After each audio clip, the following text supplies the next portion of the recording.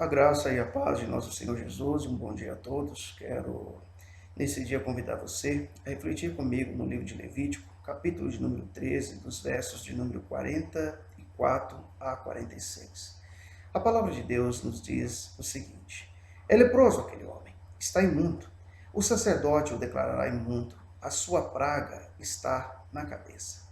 As vestes do leproso em que está a praga serão rasgadas, e os seus cabelos serão desgrenhados.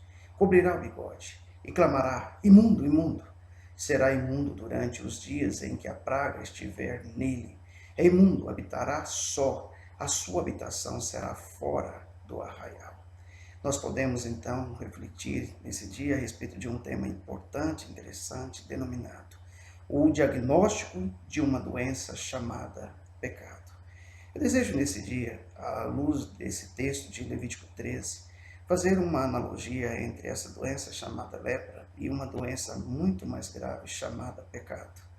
Nós podemos perceber que uma pessoa que era acometida de lepra, tudo iniciava-se com uma simples mancha.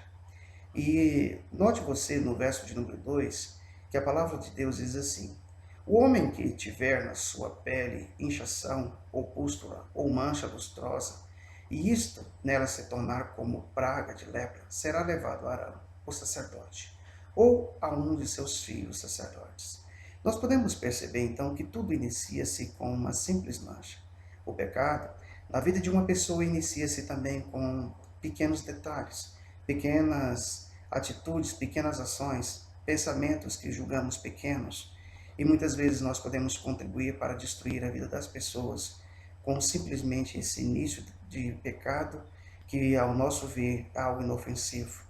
Nós podemos nos deparar com a carta de Paulo aos Coríntios, a sua primeira carta, capítulo de número 5, verso 6, e nós podemos então perceber que estamos falando de algo grave. Paulo, falando à igreja de Corinto, diz o seguinte: não é boa a vossa ostentação. Não sabeis que um pouco de fermento leveda a massa toda? Então note você que uma pessoa que começa então a agir dessa forma, ela pode contribuir para, de certa forma, contaminar toda a comunidade, todo o ambiente em que ela está inserida, que ela frequenta, por conta do seu pecado, por conta dessa doença maldita e contagiosa chamada pecado. Mas nós ainda vamos observar que, à medida que essa doença vai avançando, ela pode tornar-se crônica. E Jeremias, ele relata o seguinte no versículo de número 23 do capítulo 13: pode acaso o etíope mudar a sua pele, ou o etíope mudar a sua pele, ou o leopardo as suas manchas? Então podereis fazer o bem, estando acostumados a fazer o mal. É interessante o que Jeremias está falando, mostrando-nos que dificilmente o etíope poderia mudar a sua pele.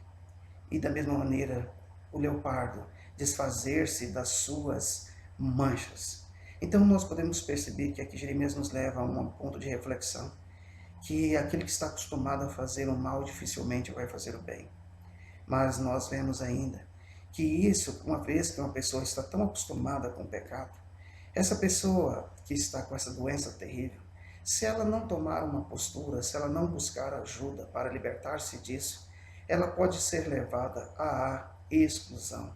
Assim eram tratados os leprosos. Eles eram levados à exclusão, e nós podemos perceber isso no versículo de número 46 desse mesmo capítulo 13, quando a palavra diz assim: será imundo durante os dias em que a praga estiver nele. É imundo, habitará só, a sua habitação será fora do arraial. Então perceba que situação triste vive essa pessoa. Nós podemos então notar que isso é o que muitas vezes contribui para a exclusão. Muitas vezes é essa nossa doença, é essa forma com que ela é encarada, é tratada, e quando nós estamos então acostumados com essa doença maldita, nós podemos perceber que isso nos isola. Isso pode nos isolar até de Deus, se nós então preferirmos a doença chamada pecado do que a cura, do que o antídoto da cura. Isaías, no capítulo de número 59, verso 2, vai nos dizer o seguinte: que as vossas iniquidades fazem separação entre vós e o vosso Deus, e os vossos pecados encobrem o seu rosto de vós, para que não vos ouça. Então note você que muitas vezes o progresso dessa maldita doença é tão grave, tão grande, que isso nos leva a essa exclusão, a essa separação entre nós e o nosso Deus. Então nós podemos perceber que isso de fato é grave, mas no estágio final, essa doença pode inclusive, essa doença chamada lepra, ou dentro dessa nossa comparação, a doença chamada pecado, ela pode nos levar até a morte. E o pior tipo de morte que existe não é simplesmente a morte física, porque a morte física é um processo de transição, mas é a morte espiritual.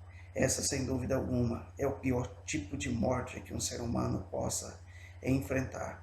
E quando nós, então, observamos a palavra de Deus na carta de Paulo aos Romanos, capítulo 6, verso 23, ele nos diz o seguinte em relação à recompensa dessa doença maldita chamada pecado.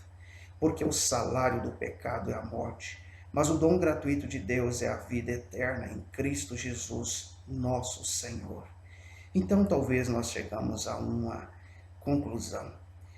Eu estou doente, eu preciso de cura, eu preciso abandonar os meus pecados, eu preciso abandonar esse pecado maldito que habita no meu pensar, no meu agir, no meu falar, nas minhas atitudes diárias. Eu quero te dizer, meu amigo, minha amiga, que isso é possível. Quando nós estamos doentes, nós precisamos procurar um médico.